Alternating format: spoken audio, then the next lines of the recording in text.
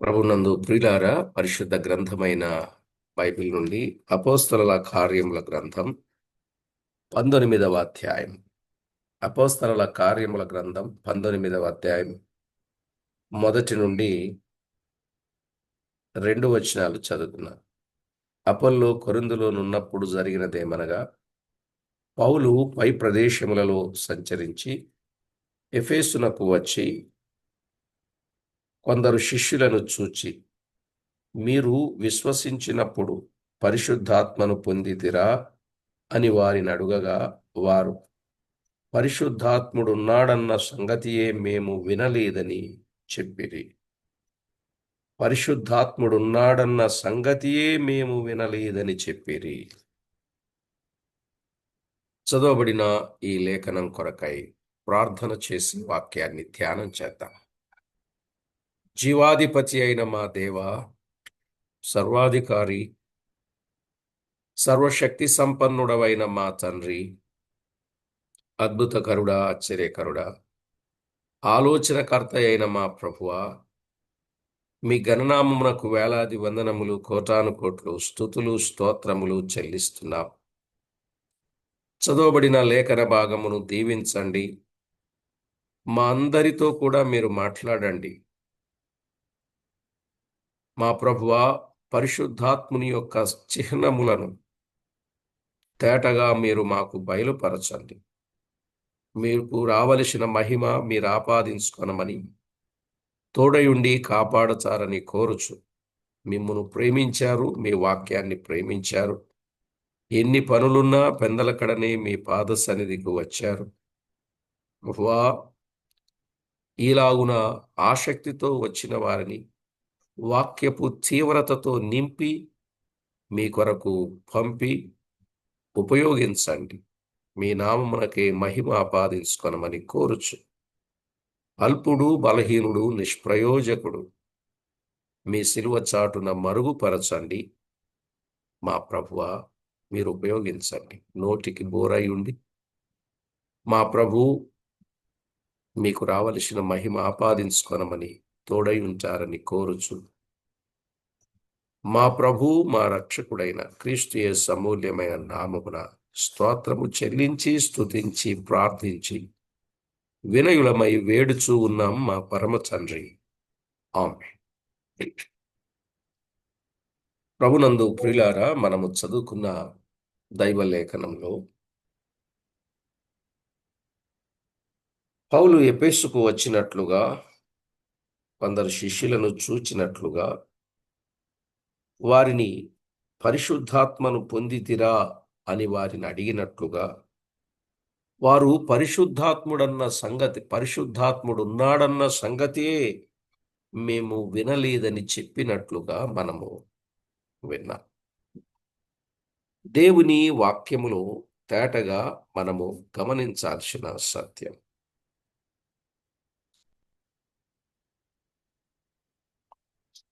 పరిశుద్ధాత్మను గూర్చినటువంటి సంగతులు మనం వింటూ ఉన్నప్పుడు పరిశుద్ధాత్మ వ్యక్తాశక్త అని విన్నాం. పరిశుద్ధాత్మను పొందడం ఎలాగో విన్నాం. పరిశుద్ధాత్మతో నింపబడ్డం ఎలాగో విన్నాం. పరిశుద్ధాత్మను పొందిన వారు ఏం చేస్తారో విన్నాం. పరిశుద్ధాత్మను గూర్చిన ఆలోచన ఎల్లప్పుడూ ఇక్కడే ఉండడానికి వచ్చాడని విన్నాం. పరిశుద్ధాత్మ సంఘం ఎత్తబడి వరకు మనతోనే ఉంటారని విన్నాం. ఎప్పటి వరకు ఉంటారో విన్నాం. కనుకనే పరిశుద్ధాత్మను మనము దుఃఖపరచకుండా విమోచన దినము వరకు ఆత్మను ఆర్పకుండా ఉండాలని 7 ప్రశ్నలు, జవాబులు మనం విన్నాం. అయితే ప్రియులారా, మరికొన్ని విషయాలు, పరిశుద్ధాత్మ పనులు, క్రియలు, కార్యాలు ఏమిటో అవి కూడా మనం విన్నాం. ఆయన ఒప్పిస్తాడు, విడిపిస్తాడు కదా, సహాయం చేస్తాడు. ఇలాగున 7 విషయాలు మనం విన్నాం. చాలా మందికి పరిశుద్ధాత్మను గూర్చిన అవగాహన లేని దినాలలో తేటగా కొంత మనం వినాలి అని ఆలోచన చేస్తూ ఉన్నాం. నేను దాటిపోదామని అనుకున్నాను గానీ, మీరు నన్ను దాటిపోకుండా సంగతి పూర్తిగా వివరంగా చెప్పమని కోరారు. కోరారా లేదా? ఆ కారణము చేత కొన్ని విషయాలు మీకు వివరంగా చెప్పే ప్రయత్నం నేను చేస్తున్నా.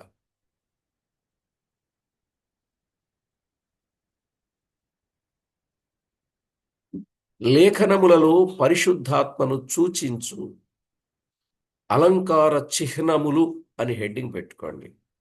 లేఖనములో లేఖనములలో పరిశుద్ధాత్మను సూచించు అలంకార చిహ్నములు. అలంకార చిహ్నములు.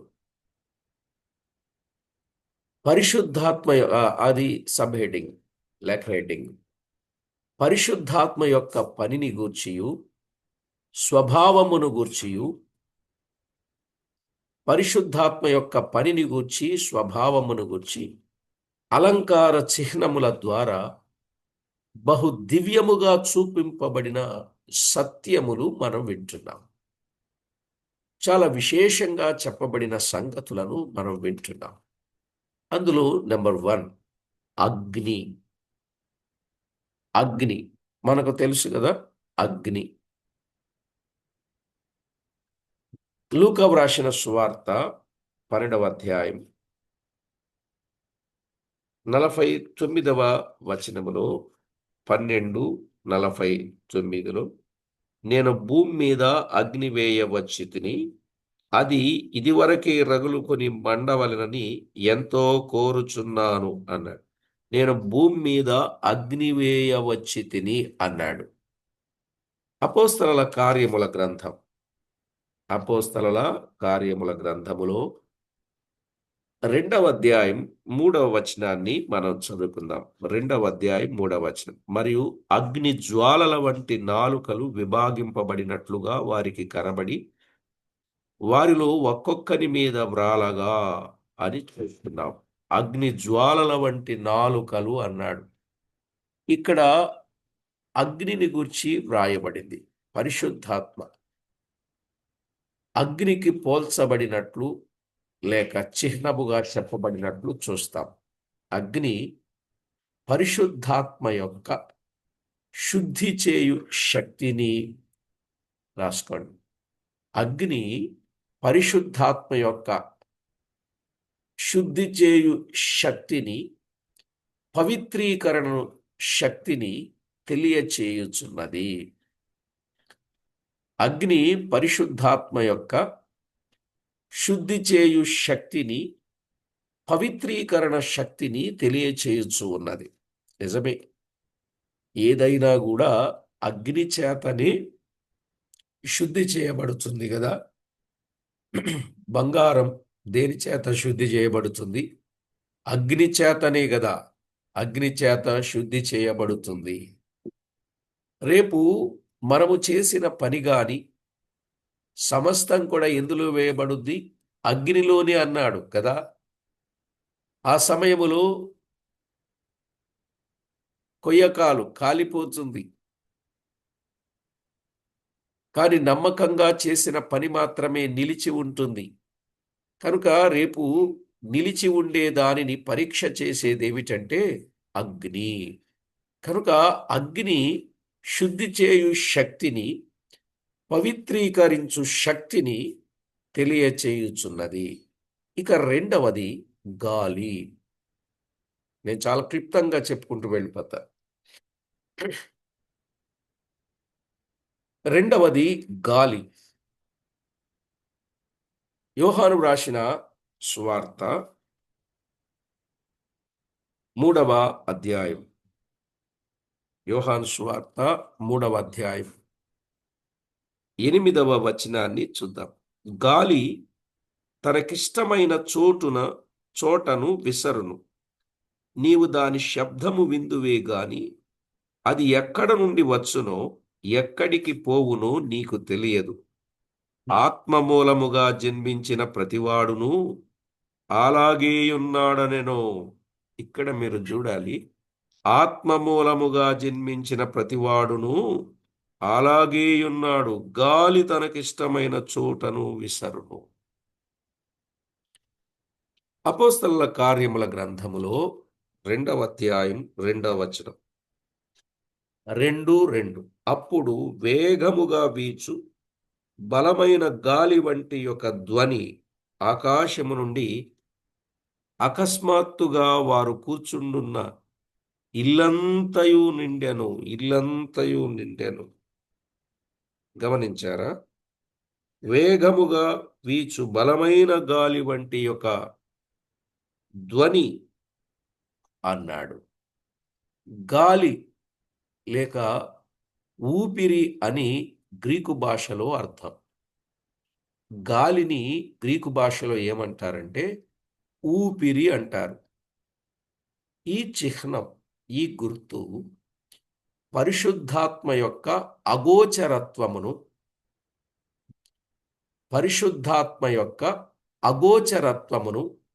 మహత్తరమైన శక్తిని సూచించుచున్నది. పరిశుద్ధాత్మ యొక్క అగోచరత్వమును, మహత్తరమైన శక్తిని సూచించుచు ఉన్నది. ఇది పరిశుద్ధాత్మ పనిచేయు నిగూఢ విధానమును కూడా సూచించుచున్నది. పరిశుద్ధాత్మ పనిచేయు నిగూఢ విధానం, రహస్యమైన విధానం. ఇప్పుడు మీరు చెప్పండి, గాలి లేని ప్రదేశం ఎక్కడైనా ఉందా? మీరు ఏ పాత్ర తీసుకున్నా, ఎంత రహస్యంగా పెట్టినా ఖచ్చితంగా అక్కడ గాలి ఉంటుంది. గాలి లేని ప్రదేశం ఉండదు. కాబట్టి ప్రభునందు ప్రియులారా, ఆయన మహత్తర శక్తిని, అగోచరత్వమును, నిగూఢ విధానమును సూచించేది గాలి. నెంబర్ 3, ఇవన్నీ అలంకార చిహ్నాలు. లేఖనములలో పరిశుద్ధాత్మను సూచించు అలంకార చిహ్నములు. నెంబర్ 3, యోహాను సువార్త 7వ అధ్యాయం 38, 39 వచనాలు. 7వ అధ్యాయం 38, 39 వచనాలు. నాయందు విశ్వాసముంచు వాడెవడో లేఖనము చెప్పినట్టు వాని కడుపులో నుండి జీవజల నదులు పారునని బిగ్గరగా చెప్పెను.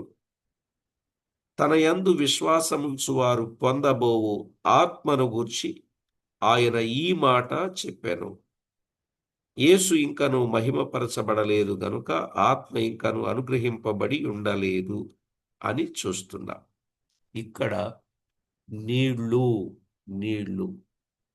నీళ్లకు చిహ్నంగా చెప్పబడ్డాడు పరిశుద్ధాత్ముడు.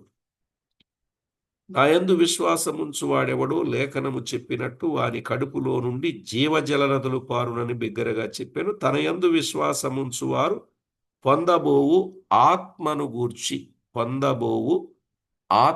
గూర్చి అన్నాడు.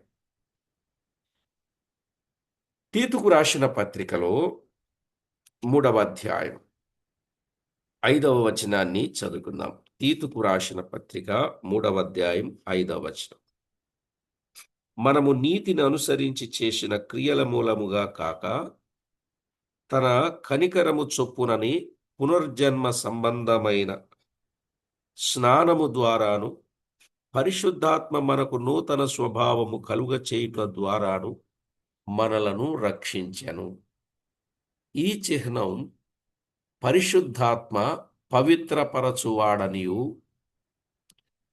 అలసట తీర్చువాడనియు, జీవమునిచ్చువాడనియు, ఫలము దయచేయువాడనియు తెలియజేయుచున్నది. Very clear. ఈ చిహ్నం పరిశుద్ధాత్మ పవిత్రపరచువాడనియు, ఆయన పవిత్రపరచువాడనియు, 2 అలసట తీర్చువాడనియు, 3 జీవమునిచ్చువాడనియు, 4 ఫలము దయచేయువాడనియు తెలియచేయుచున్నది. ఫలము దయచేయువాడనియు తెలియజేయుచున్నది.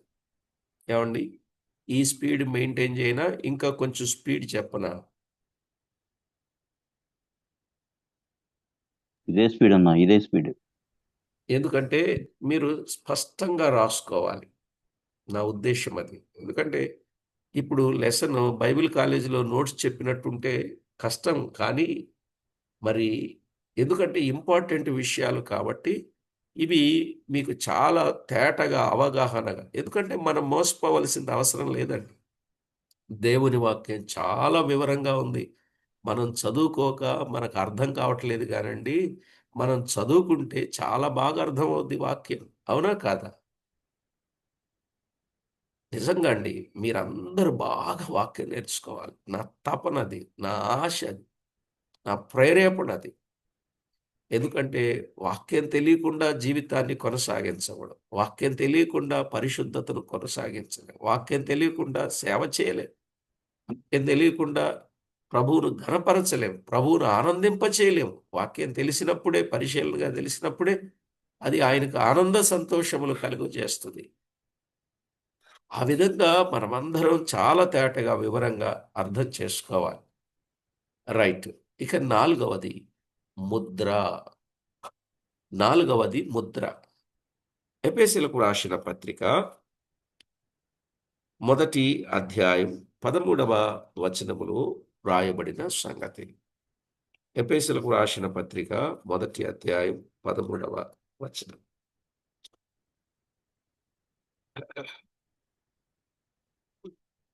13వ వచనములో, మీరును సత్యవాక్యము అనగా మీ రక్షణ సువార్తను విని క్రీస్తునందు విశ్వాసముంచి వాగ్దానము చేయబడిన ఆత్మచేత ముద్రింపబడితిరి.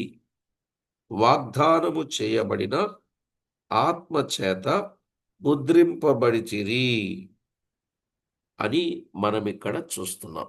ఈ ముద్ర ఎఫెసీ పత్రిక 4వ అధ్యాయం 30వ వచనంలో కూడా ఏమన్నాడు? దేవుని పరిశుద్ధాత్మను దుఃఖపరచకుడి, విమోచన దినము వరకు ఆయన యందు మీరు ముద్రింపబడి ఉన్నారు.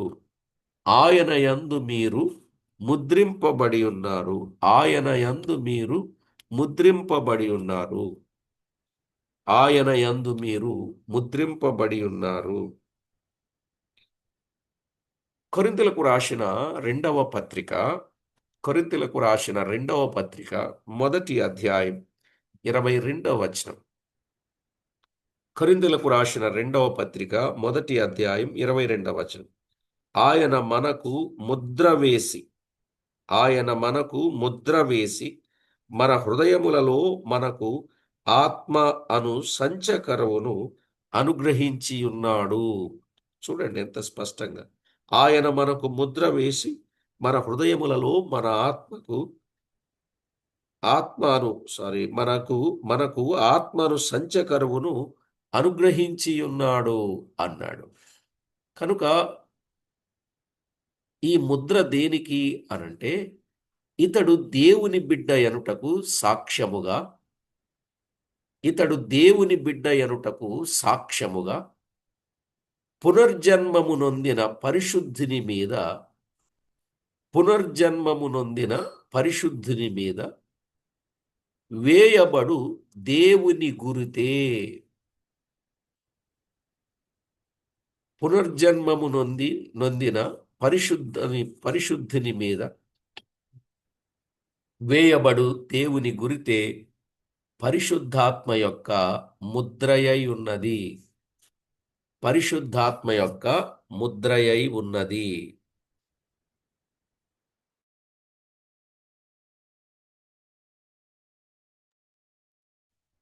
ప్రియులారా, క్రీస్తు రెండవసారి వచ్చినప్పుడు, రాసుకోండి, క్రీస్తు రెండవసారి వచ్చినప్పుడు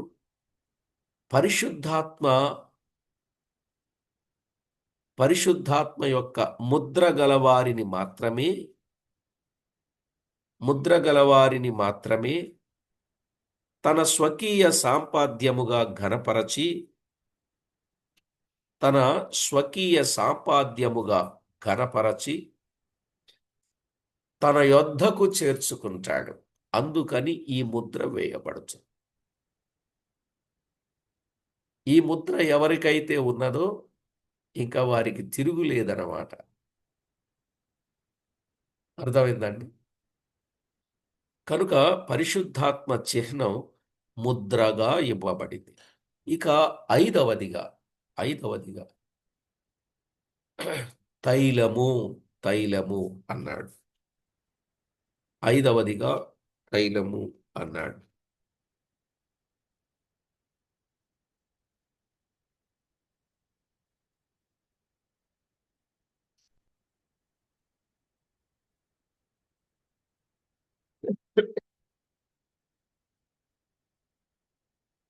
ఈ తైలం అనేది అభిషేకము, పరిశుద్ధాత్మను గూర్చి చెప్పబడిన అభిషేకం. తైలము అనేది అభిషేకం, పరిశుద్ధాత్మను గూర్చి చెప్పబడిన అభిషేకం.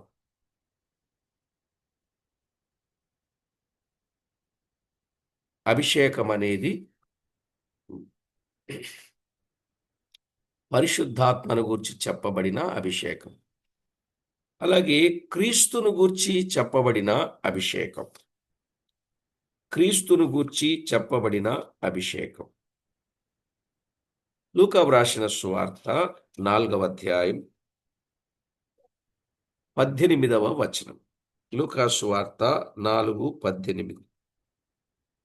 ప్రభువు ఆత్మ నా మీద ఉన్నది, బీదలకు సువార్త ప్రకటించుటకై ఆయన నన్ను అభిషేకించెను, చెరలోనున్న వారికి విడుదలను, గురుడివారికి చూపును ప్రకటించుటకు, నలిగిన వారిని విడిపించుటకు, ప్రభు హితవత్సరము ప్రకటించుటకు ఆయన నన్ను పంపియున్నాడు. చూడండి, ప్రభు ఆత్మ నా మీద ఉన్నది, ఎందుకని? ఆయన నన్ను అభిషేకించెను అన్నాడు. అభిషేకమునకు గుర్తుగా చెప్పబడినట్లు మనము చూస్తాం. అదేవిధంగా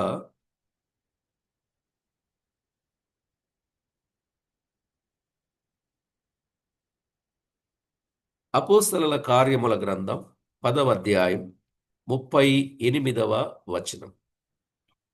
అపోస్తలుల కార్యముల గ్రంథం 10వ అధ్యాయం 38వ వచనం. అదేదనగా, దేవుడు నజరేయుడైన యేసును పరిశుద్ధాత్మతోను శక్తితోను అభిషేకించెననున్నదియే. దేవుడు నజరేయుడైన యేసును పరిశుద్ధాత్మతోను శక్తితోను అభిషేకించుననున్నదియే అనే మాట ఈ భాగంలో మనం చూస్తున్నాం కదా. అభిషేకమునకు గుర్తుగా చెప్పబడినట్లు మనము చూడగలం.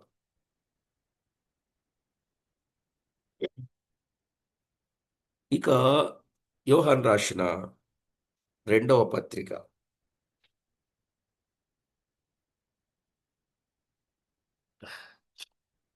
2వ అధ్యాయం. యోహాను రాసిన 2వ పత్రిక 2వ అధ్యాయం 20వ వచనాన్ని చదివితే, అయితే మీరు పరిశుద్ధుని వలన అభిషేకము పొందిన వారు గనుక సమస్తమును ఎరుగుదురు. అభిషేకం క్రొత్త నిబంధనలో ఎవరితో పొందాలి? ఆత్మ చేత అభిషేకం, పరిశుద్ధుని చేత, పరిశుద్ధిని వలన అభిషేకం. పాత నిబంధనలో యాజకులను గాని, రాజులను గాని, ప్రవక్తలను గాని అభిషేకించేవారు, తైలము తీసుకుని అభిషేకించేవారు.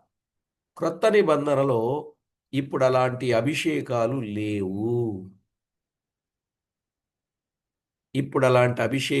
లేవు. ఏమేమి లేవో మనం చెప్పొచ్చు. మీకు ప్రశ్నగా చెప్పాల్సి వస్తే, నేను ఇలా 4 చెప్తానండి. 1, ఆశీర్వాదాలు లేవు. 2, అంగీలు లేవు. 3, అభిషేకాలు లేవు. 4, ఆర్భాటాలు లేవు. అన్ని ఆమెదే. ఆశీర్వాదాలు, అంగీలు, అభిషేకాలు, ఆర్భాటాలు లేవు. ఆశీర్వాదాలు లేవంటే ఎలాగండి అనొచ్చు మీరు. ఆ వర్తమానం వింటే మీకే అర్థం అవుద్ది. ఆల్రెడీ దేవుడు మనల్ని ఆశీర్వదించెను కదా! ఆశీర్వదిస్తాడా? ఆశీర్వదించాడా? ఆయన ఆశీర్వదించెను. ఆశీర్వదించుచూ ఉన్నాడు కాదు. ఆశీర్వదిస్తాడు కాదు. ఆయన ఆశీర్వదించెను. ఆల్రెడీ ఆశీర్వాదం ఇచ్చేశాడు. అది పొందుకోవడం, పోగొట్టుకోవడం మన చేతుల్లో, మన చేతల్లో ఉంది. అంతే. అది గొప్ప వర్తమానం అండి. చాలా మందిని చక్కగా డైవర్ట్ చేసిన వర్తమానం వాస్తవాల వైపు. మీరు విన్నారా ఎప్పుడైనా ఈ వర్తమానం? విన్నారండి? లేదు గదా! చెప్తానులెండి. ఏదో టైంలో నాకు ఆ పాఠంలో వచ్చినప్పుడు తప్పకుండా చెప్తాను మీకు. ఎందుకంటే చాలా ఇంపార్టెంట్ అండి. చాలా విషయాలు. మనం ఎంత మోసపోతున్నామంటే కొంతమంది బోధకుల వల్ల చాలా మోసపోతున్నామండి. కనుకనే ఇలాంటి సత్యాలు ప్రజల్లోకి తీసుకొని వెళ్ళాలని పరుగు పెట్టాలనిపిస్తుందండి. ఇప్పటికే వయసు పెరిగిపోతా ఉంది. ఆరోగ్యం తరిగిపోతా ఉంది. అయినా గూడా పరుగు పెట్టాలనిపిస్తుంది. లేకపోతే మనం చెప్పకపోతే ఎలా తెలుసుద్ది అన్న ఆలోచన తీవ్రతతో ఉన్నాను. మీరు గూడా ఆ విధంగానే తీవ్రత కలిగి నాతో కలిసి మీరు నడిస్తే, మీతో కలిసి నేను కూడా నడుస్తా. అందరం కలిసి చక్కగా ప్రభువు పని మనం ఆయనకు మహిమకరంగా చేయవలసిన ఆవశ్యకత ఎంతైనా ఉందని ప్రభు పక్షంగా ప్రేమతో మనవి చేస్తున్నాను. కనుక యోహాను రాసిన మొదటి పత్రిక 2:20లో ఏమన్నాడు? మీరు పరిశుద్ధుని వలన అభిషేకము పొందినవారు గనుక సమస్తమును ఎరుగుదురు అన్నాడు. కొరింథీలకు రాసిన రెండవ పత్రిక, కొరింథీలకు రాసిన రెండవ పత్రిక 1:21లో 1:21లో ఏమనుంది? మీతో కూడా క్రీస్తునందు నిలిచియుండినట్లుగా మిమ్మును స్థిరపరచి అభిషేకించిన వాడు దేవుడే. చూడండి. మీతో కూడా క్రీస్తునందు నిలిచియుండునట్లుగా మమ్మును స్థిరపరచి అభిషేకించిన వాడు దేవుడే. మమ్మును అభిషేకించిన వాడు దేవుడే, ఏ మనుషుడు కాడు.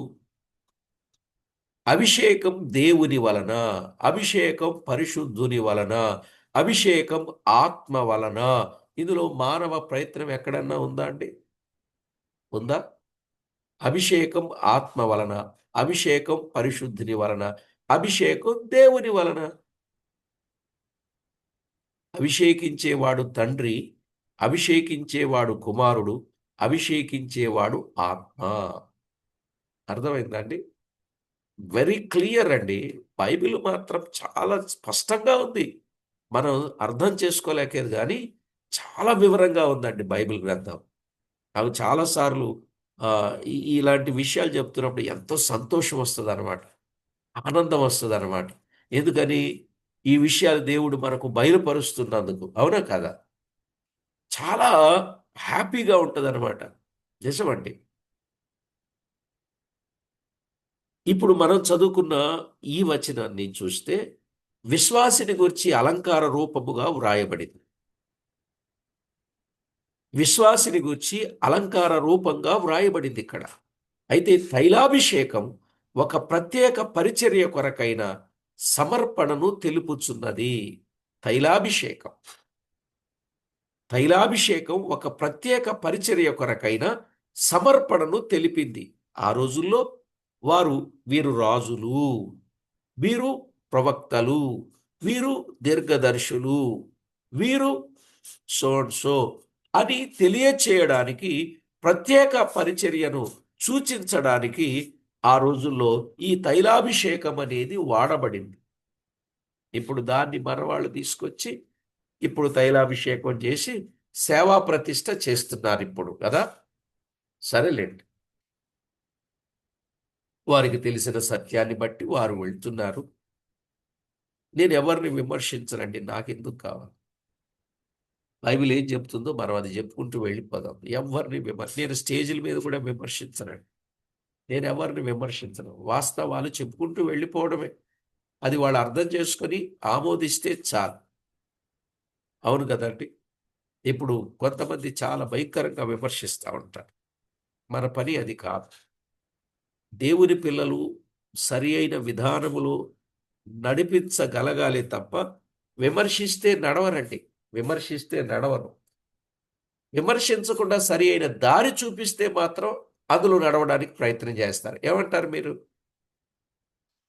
ఖచ్చితంగా విమర్శించకూడదు. ఎవరిని విమర్శించకూడదండి. ఎందుకంటే వాళ్ళ అనుభవాలు వేరు, వాళ్ళ పద్ధతులు వేరు, వాళ్ళ పరిస్థితులు వేరు, వారు పెరిగిన వాతావరణం వేరు, వాళ్ళ అనుభవాలు వేరు, వాళ్ళు నడిపించినటువంటి వారి పద్ధతులు వేరు. కానీ ఈ రోజుల్లో మనము వాక్యం దగ్గరకు నడిపించాలి, సత్యం దగ్గరకు నడిపించాలి. అంతే మనం చేయాల్సిన డ్యూటీ, మనము చేయాల్సినటువంటి బాధ్యతతో కూడిన పని. రైట్. ఇక ఆరవదిగా పావురము. ఆరవదిగా పావురం. పావురం. లూకా వ్రాసిన సువార్త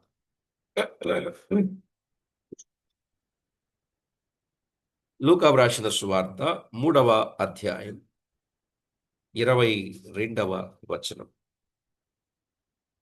3:22.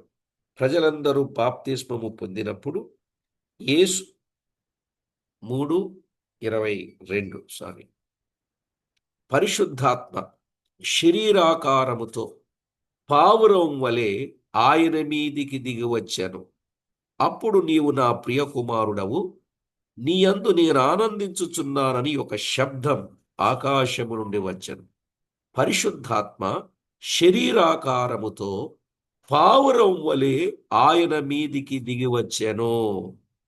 పరిశుద్ధాత్ముడు ఎలా దిగి వచ్చాడు? శరీరాకారముతో పావురము వలె అన్నాడు. గమనించాలి ప్రియులారా, పావురము వలె పరిశుద్ధాత్ముడు దిగి వచ్చిన సందర్భం మనము ఈ భాగం చూచాం.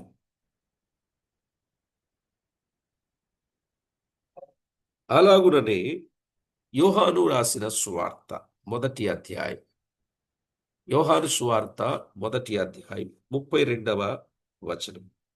మరియు యోహాను సాక్ష్యమిచ్చుచు, ఆత్మ పావురము వలె ఆకాశము నుండి దిగివచ్చుట చూచితిని, ఆ ఆత్మ ఆయన మీద నిలిచెను. ఆత్మ పావురము వలె ఆకాశము నుండి దిగివచ్చుట చూచితిని, ఆ ఆత్మ ఆయన మీద నిలిచియుండెను. ఎంత వివరంగా వ్రాయబడిందో చూడండి. యేసుక్రీస్తు బాప్తిస్మము పొందిన సందర్భంలో పరిశుద్ధాత్మను గూర్చి ఈ మాట పావురముగా చెప్పబడింది. యేసుక్రీస్తు బాప్తిస్మం పొందిన సందర్భంలో పరిశుద్ధాత్మను గూర్చిన ఈ మాట పావురము చెప్పబడింది. ఈ చిహ్నం అంటే ఈ గుర్తు, ఈ చిహ్నం దేనికి అంటే సాధుత్వమును, రాసుకోండి, సాధుత్వమును, దయాళుత్వమును, పవిత్రతను, బలిని, సమాధానమును సూచించుచున్నది.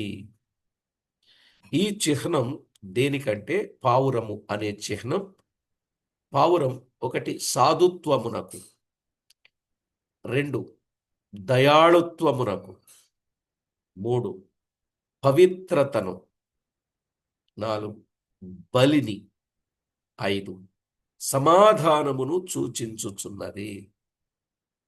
సమాధానమును సూచించుచున్నది. సాధుత్వం, దయాళుత్వం, పవిత్రత, బలి, సమాధానమును సూచిస్తుంది పావురం. ఇక్కడ మనము చూచినట్లయితే ప్రియులారా, పావురము దానిని గురించిన వివరాలు చాలానే ఉన్నాయి. మనము ఇప్పుడు అవన్నీ ధ్యానం చేయొద్దు. ఈయన నా ప్రియ కుమారుడు, ఈయనను నేను ఆనందింపచేయుచున్నాను అన్నాడు. నేను ఇక్కడ ముగిస్తానండి, టైం అయింది. మిగిలిన సంగతులు తర్వాత పాఠంలో చెప్తాను. ఈయన నా ప్రియ కుమారుడు, ఈయన యందు నేను ఆనందించుచున్నాను అన్నాడు. అంటే కుమారుడైన యేసుక్రీస్తు పరలోకపు తండ్రిని ఏం చేస్తున్నాడు? ఆనందింప చేస్తున్నాడు. గుర్తించండి. మరి మనమెవరం? మనమెవరం? ఆయనను దుఃఖపెట్టేవారం, అవునా కాదా? ఆయనను బాధ పెట్టేవారు. ఈ బాధ పెట్టే మన కోసం ఆనందింపజేసే కుమారుని బలిగా అప్పగించాడు. ఇదెంత గొప్ప విశేషమైన విషయం. అసలు ఆనందింపజేసే కుమారుని హత్తుకోవాలి, భుజాలను చక్కగా ఎక్కించుకోవాలి. నా కుమారుడా, నన్ను ఆనందింపజేస్తున్నావు, నాకు ఎంత ఆనందం అని ఆయనను ఆనందింప చేయాలి. ఆనందించాలి ఆయన కూడా. కానీ ఆనందింపజేసే కుమారుని అగ్నికి వెళ్ళిపోయే మనలను తప్పించడానికి ఆయనను బలి చేశాడు, వధించాడు, అప్పగించాడు, దోషములు ఆయన మీద మోపాడు. ఎన్ని పదాలున్నాయో! ఆయన కూడా తన ప్రాణమును ధారపోశాడు. ఎంత గొప్ప ప్రేమ! ఎందుకో తెలుసా?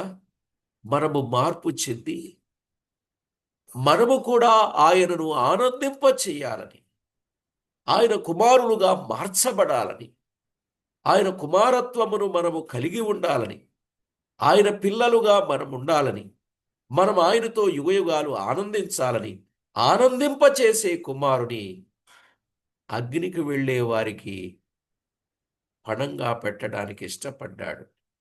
మరి ఈనాడు ఆయన కుమారులయ్యారా? ఆయన పిల్లలయ్యారా? ఏదో పేరు చెప్పుకుంటే కాదండి. తీరుకు ఆయన పిల్లలుగా ఉండాలి. మన ప్రవర్తనకు ఆయన పిల్లలుగా ఉండాలి. మన సాక్ష్యం ఆయన పిల్లలుగా ఉండాలి. మన నడక ఆయన పిల్లలుగా ఉండాలి. మన జీవితం ఆయన పిల్లలుగా ఉండాలి. ఆయన పిల్లలుగా ఉండాలంటే ఆయన ఏం చెప్పాడు? ఈ లోకములో మీరు ప్రత్యేకంగా ఉండుడి అని చెప్పాడా లేదా? కొరింథీయులకు రాసిన 2వ పత్రికలో 6వ అధ్యాయం 14 నుండి 18 వచనాల్లో ఆ చివరి భాగంలో ఏం చెప్పాడండి? చివరి భాగంలో, మీరు నాకు కుమారులు కుమార్తెలు అయ్యేటట్లు ఈ లోకములో మీరు ప్రత్యేకముగా ఉండుడి, అపవిత్రమైన దానిని ముట్టకుడి అని చెప్పాడా లేదండి? చెప్పాడా అండి? ఈ లోకములో మనం ఎలా ఉండాలి? ప్రత్యేకింపబడిన వారంగా ఉండాలి. అపవిత్రమైన వాటిని మనం ముట్టుకోకూడదు. ఎంత వివరంగా చెప్పాడు ప్రియులారా! ఈ లోకంలో ప్రత్యేకత కలిగిన వాళ్ళంగా ఉండాలి. లోకం చేసినట్టు, లోకం నడిచినట్లు, లోకం జీవించినట్లు, లోకం వెళ్ళే దారిలో మనం వెళ్ళకూడదు. లోకములో ఉన్నంత కాలం లోకములో ప్రత్యేకింపబడిన వారంగా ఉండాలి. ఎందుకంటే ఒకానొక దినాన దేవుడు మనలను ప్రత్యేకించి ఆయన దేశానికి మనల్ని తీసుకొని వెళ్ళిపోతారు. ప్రత్యేకించబడకుండా లోకంతో మిక్స్ అయిపోయి కలగూర గంపలాగా అయిపోయాం అనుకోండి, రేపు లోకంలో నుండి మనల్ని తీసుకొని వెళ్ళడు, ఇక్కడే విడిచిపెట్టేస్తాడు. అవునా కాదా? కాబట్టి లోకములో ప్రత్యేకంగా ఉంటే మీరు నాకు కుమారులు కుమార్తెలనయుందురు అన్నాడు. ఆ విధమైన శ్రేష్టమైన అనుభవాల గుండా మనం ప్రయాణం చేద్దాం, ప్రభువును మహిమపరుచుదాం. ఈరోజు పరిశుద్ధాత్మ సూచించు అలంకార చిహ్నాలు లేఖనాలలో నుండి 1 అగ్నిని, 2 గాలిని, 3 నీళ్లను, 4 ముద్రను, 5 తైలమును, 6 పావురమును గురించి మనం చెప్పుకున్నాం. ఇక 7వది సంచకరువు, 8వది వస్త్రము, 9వది మంచు, 10వది వర్షం, 11 మేఘం. ఇంత వివరంగా వీటి కొరకు చెప్పుకుందామా? అవసరం లేదండి, దాటిపోదామా?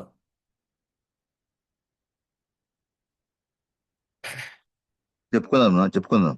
Okay, thank you. ప్రార్థన చేసుకుందాం. తలలు వంచండి, ప్రార్థన చేసుకుందాం. పరిశుద్ధుడవైన మా తండ్రి, పరమందు ఆసీనుడవైన మా దేవ, నిజంగా మమ్మల్ని ఎంత ప్రేమిస్తున్నారో నాయన. లేఖనాల వెలుగులో మా జీవితాలు ఆనందభరితులుగా చేయడానికి మీరు ఇష్టపడుతున్నారు. ప్రతి విషయంలో మీకెంతో మహిమ, ఘనత, కీర్తి, ప్రభావములను మేము ఆరోపించాలని మా ప్రభువా మాకు అందిస్తున్న లేఖన సత్యములను బట్టి మీకు స్తోత్రములు. మా జీవిత కాలమంతా వాక్యాన్ని నేర్చుకుంటూ ఆ చొప్పున మీకు మహిమకరంగా మేము జీవిస్తూ మీ నామాన్ని మహిమపరచడానికి అనుదినము దినదినము మమ్మను సిద్ధపరచి మీ నామ ఘనత కొరకు మమ్మను ఉపయోగించమని వేడుకుంటూ మా ప్రాణనాథుడు, ప్రియుడు, మా రక్షకుడు చేరి వచ్చిన ప్రతివారు పరిశుద్ధాత్మను గుర్చిన అవగాహన కలిగి ఆనందముతో మా ప్రభువా మీకెంతో మహిమ తేవడానికి సిద్ధపరచుమని తోడయుండి కాపాడమని కోరుచు మా ప్రభు అయిన యేసు క్రీస్తు అమూల్యమైన నామమున స్తోత్రము చెల్లించి స్తుతించి ప్రార్థించి మిక్కిలి వినయముగా బ్రతిపిలాడి వేడుచూ ఉన్నాం మా పరమ తండ్రి. ఆమేన్.